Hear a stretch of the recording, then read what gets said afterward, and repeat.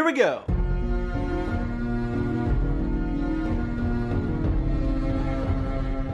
The episode begins with the sounds of battle and Peter Dinklage waking up with a bandage on his face. Old Kinky Chains tells him that Daddy Lannister's army defeated Son of Fire, so this is when Peter Dinklage gets a scar. We cut to a horse making a big poop. Riding on that horse is Daddy Lannister, and Joffrey makes him the Hand of the King. Then Joffrey calls Rat Assistant forward and he gives him a castle. Could you imagine somebody just giving you a castle? Or a house?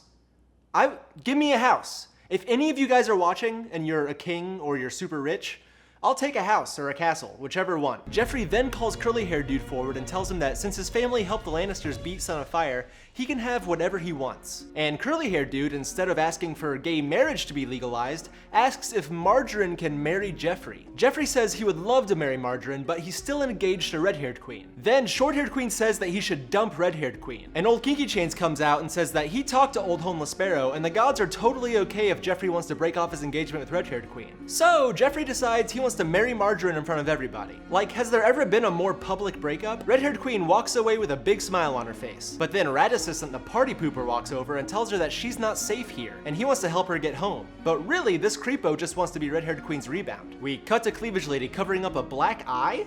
Who hurt you? Bald guy walks in and is like, put your boobs away, I don't care about those. Cleavage Lady tries to seduce him by touching his crotch, but alas, she feels nothing. Bald guy is trying to recruit Cleavage Lady to work for him instead of working for Rat Assistant. She says she's afraid of Rat Assistant, so did he give her this black eye? God, what a rat. Bald guy's kind of like the coolest guy in this whole show, isn't he? He doesn't have to think about sex, because he doesn't have a penis, so he can fully focus on being a sneaky little badass. We cut to Tall Woman leading a handcuffed handsome man in armor off of a boat. They walk along and then they see women hung from a tree, and apparently the Starks did this. That seems wildly out of character for that family. Tall Woman says that she's gonna bury the women, and then 3 guys walk up and see her. They see that she's a woman, so they start laughing at her. So I think we're looking at 3 guys here who have never had sex. They ask her what she's doing, and she says she's escorting a prisoner, but she doesn't say who Handsome Man in Armor is. One of the guys thinks that he might recognize him, and right before Tall Woman can walk away, he says that he knows that it's Handsome Man in Armor. Tall Woman decides that she's done lying, and she just decides to kill all these dudes instead. Handsome Man in Armor tells her that she just killed 3 Stark soldiers, and she says that she doesn't serve the Starks. She only serves Mama Stark. We cut to Sexy Jawline Guy telling Mama Stark that he loves his wife and he doesn't want to marry Filch's daughter.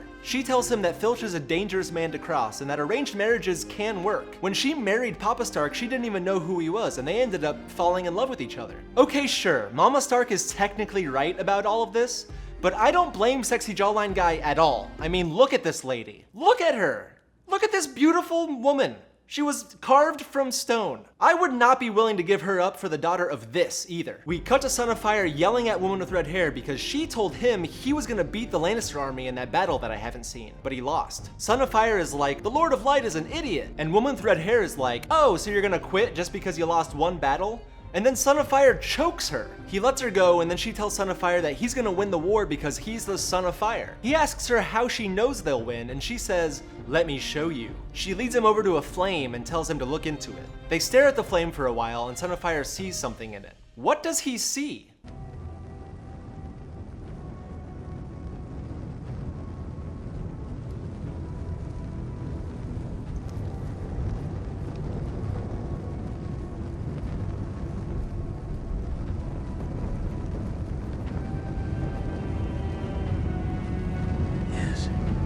We cut to Green-Eyed Guy. He's in Winterfell and he's completely surrounded. An old guy is basically telling him that he's doomed. Why is old guy helping him? I guess he has to help whoever's in charge of Winterfell regardless of who it is. Green-Eyed Guy goes into a monologue about how he was the Stark's captive and he owes them nothing. He's just being classic, annoying, angsty Green-Eyed Guy. Honestly, I think I prefer him after he got brainwashed. He's like Handsome Man in Armor. Handsome Man in Armor became so much more likable after he lost a hand. Green-Eyed Guy becomes tolerable after he becomes Reek. There are 500 Northerners waiting outside of the Winterfell walls, and Green-Eyed Guy only has 20 men to defend it. Green-Eyed Guy is pretty convinced he's gonna die, and he doesn't know what to do. So Old Guy tells him to go to the Night's Watch where he'll be forgiven for his past crimes. But Green-Eyed Guy says no because he thinks Bastard King will kill him. Then we cut outside and Green-Eyed Guy is talking to his 20 men. Is he seriously trying to convince these guys to fight against 500 Northerners? Green-Eyed Guy says that every Ironborn man is worth a dozen men on the mainland, but even if that were true, you would still be be outnumbered. Green-eyed guy is saying that people will remember them forever for the fight they're about to put up, and his men actually seem to be buying it. Why are you all willing to die for this idiot? As Green-eyed guy finishes up his rousing speech, Crazy Voice from episode 6 hits him in the head and knocks him out. It's a mutiny. They put a bag over Green-eyed guy's unconscious head, and then Old Guy comes out to see what's going on. And Crazy Voice stabs him. Crazy Voice is a jerk, and he has a crazy voice. All the men walk away, but aren't they surrounded? Where are they gonna go? Old Guy mentioned some secret passageways to Green-eyed guy earlier, but now Old Guy's dead and Green-eyed guy's knocked out, so how are these soldiers gonna get out of the castle? Are they just gonna walk outside and be like, "Excuse us, sirs, we're just making our way home. Go ahead and take the castle for yourself"? I don't know why they talk like this. We cut to Bald Guy telling Peter Dinklage that Short-Haired Queen is the one who tried to have him killed, but Cleavage Lover saved his life. Okay, so episode 9 was definitely a battle, and apparently some weird stuff happened. Bald Guy says that Peter Dinklage is the reason they were able to fight off Son of Fire, and I remember in episode 8 of this season, he came up with a plan to use pig poop to defend the castle. So that must have worked. Peter Dinklage's girlfriend walks in and immediately is like, "I want to see your cut," and she takes off his bandage. He has a big old cut across his face, and he thinks that his girlfriend doesn't actually like him. She insists that she does and tells him that they should run away together. But Peter Dinklage likes being in a castle full of people that want to kill him, so he says no. Peter Dinklage asks her if she's gonna leave, but she says, "I am yours and you are mine." She loves him! They love each other! Why did she sleep with Daddy Lannister if she clearly is in love with him? The show is so frustrating. We cut to Sexy Jawline Guy and his wife getting married. They just decided to go out into the woods and have a secret wedding. Then we cut to Scar Guy and Legolas Queen looking for her dragons. In episode 6, we see a hooded figure stealing the dragons, and we learn that it was a warlock that stole them. So this tower must be the warlock's house. We quickly cut to young sad girl walking with Blacksmith and the baker boy. Third person guy is being a total creep and is doing this weird thing where he disappears and appears in random places. Young sad girl asks him how he killed those guards in episode 8 when they escaped from Daddy Lannister, and he tells her that she could learn how to be a killing machine too if she joins him and becomes a faceless man. She's still trying to find Sexy Jawline Guy and Mama Stark at this point, so she politely says no. Third person guy gives her that coin that gets her on that boat in season 4, and then he turns around, puts on a mask, and then turns back around with another man's face on his head, and he says goodbye. Wow, you know I've seen a lot of this show and that doesn't even surprise me at all. We cut to Weird Raven Kid being carried out to a totally trashed courtyard by Groot. They've all been hiding for the last few episodes, as we see in episode 8. They walk out to the forest and see Old Guy just sitting against a tree dying. How did he get all the way out here? Also, he's paler than my upper thigh right now. He's losing a lot of blood. Old Guy tells them to go north to the wall so that Bastard King could take care of them. He tells Angry Lady that she needs to protect Weird Raven Kid and his brother, even if it's against wildlings. She offers to bring him Milk of the Poppy, but he says no. And then he asks her to finish him off, to take her sword out and slice his throat.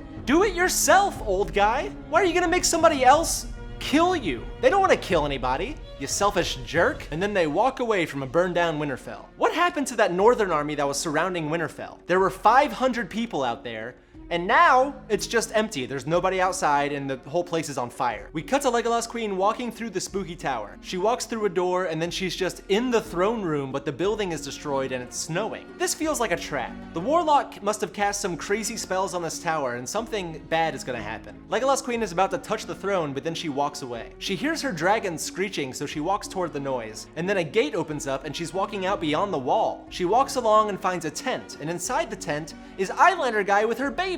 Is this like a Mirror of Erised situation where she's seeing all of her greatest desires? Also, this is a cute baby. Look at this little guy. He's freaking adorable. I just want to pinch this little fella's fat little cheeks. She talks to Eyeliner Guy for a while, but then she hears her dragons again, so she walks away. So this seems like it was a test. She could either pick her dragons, or she could stay in this place with her husband and her adorable baby. She walks inside and her dragons are there. And then this freaky skinny guy shows up and teleports all around the room while he magically puts chains on Legolas Queen. We've seen this guy before in episode 4 when she arrives at Karth, and I guess he's a warlock. Legolas Queen looks very calm for somebody who just got captured. She looks back at her dragons and tells them to shoot fire at the warlock, and then they do. They shoot a bunch of fire at him and then he burns up really fast. For how much magical power this warlock seems to have had, you know, with creating a fake throne room and a fake eyeliner guy, you'd think he'd be able to defend himself a little bit better from fire. But nope.